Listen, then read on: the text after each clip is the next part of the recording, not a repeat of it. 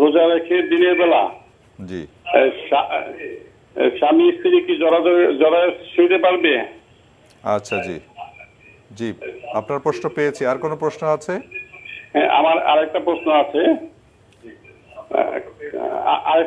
আছে। কারো ইনকাম যদি হালাল না হয়, জি, তার সেই টাকা কি যাকাত দেওয়া লাগবে?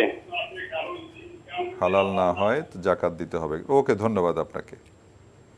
জি, ধন্যবাদ। মোহতারাম, উনি প্রশ্ন করেছেন রোজা রেখে স্বামী স্ত্রী একসাথে থাকা, বা মানে আপনি পেয়েছেন প্রশ্ন? হ্যাঁ, প্রশ্ন পেয়েছি। আপনি যেভাবে বলেছেন এভাবে না, এটা জায়েজ নেই, কারণ এতে সিয়াম নষ্ট হয়ে যাওয়ার আশঙ্কা রয়েছে। আশঙ্কা থাকে। সুতরাং যেখানে যে কাজটি ইসলামী শরীয়তের মধ্যে সিয়ামকে ভঙ্গ করবে, এ ধরনের কোনো আশঙ্কাজনক কাজ করা সিয়ামের জন্য জায়েজ নেই, সিয়ামের জন্য জায়েজ নেই।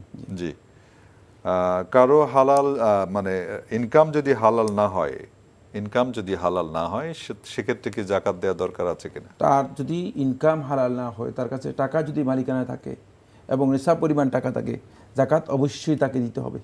এই সম্পদের জাকাত তাকে অবশ্যই বের করতে হবে। জাকাত তার উপর ফরজ হবে, এই সম্পদের জাকাত তাকে আদায় করতে হবে। কিন্তু ইনকাম হালাল না হওয়ার কারণে তিনি অবশ্যই গুনাহগার হবেন। তার ইবাদত আমল কিছুই আল্লাহ তাআলার কাছে গ্রহণযোগ্য হবে না। এগুলোকে হালাল করার জন্য, এখানে আপনি দেখেন না যে কালো টাকা বলে না, কালো টাকাকে সাদা করা হয়, ঠিক তাকেও এই হারামকে হালাল করার যে প্রক্রিয়া আছে, সেই প্রক্রিয়া অনুসরণ করে এগুলোকে পবিত্র করতে হবে। কিন্তু জাকাত থেকে সে এটাকে কি বলা হয়, তাকে না, জাকাত থেকে মানে মুক্তি পাবে না। মানে এই বুদ্ধি করে জাকাত থেকে বাঁচতে পারবে না, যেহেতু সম্পদের মালিকানা তার রয়েছে। সম্পদের মালিকানা থাকলে জাকাত দিতে হবে। এখন যদি সেই ব্যক্তি মানে জাকাতও দিল না, আবার হারাম ইনকাম টাকাও আছে, তাহলে সেই দুই ধরনের গুনাহ লিপ্ত হলো। একটা হচ্ছে আল্লাহ তাআলার সম্পদের ক্ষেত্রে, সম্পদ আছে তার কাছে, সম্পদের ক্ষেত্রে আল্লাহর বিধান লঙ্ঘন করলো, আর একটা হচ্ছে সম্পদ ইনকামের ক্ষেত্রে আল্লাহর বিধান লঙ্ঘন করলো। সুতরাং তাকে অবশ্যই জাকাত দিতে হবে এবং সম্পদকেও অবশ্যই তাকে পবিত্র করতে হবে।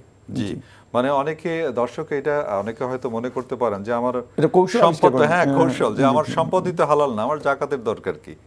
তার মানে এখানে কোনো সুযোগ নাই। না, সে তো সম্পদের তো মালিকানা তার রয়েছে, মালিকানা যেহেতু রয়েছে, যদি সে ফকির হয় তাহলে তো তার মানে সম্পদ নেই, যেহেতু তারপর জাকাত আসবে না। যে সম্পদের মালিকানা রয়ে গেছে, অবশ্যই সেই মালিকানার সম্পদের উপর তার জাকাত আদায় করে দিতে হবে। মানে যেহেতু জাকাত হচ্ছে তার সম্পদের মালিকানা সাব্যস্ত হলেই জাকাত সাব্যস্ত।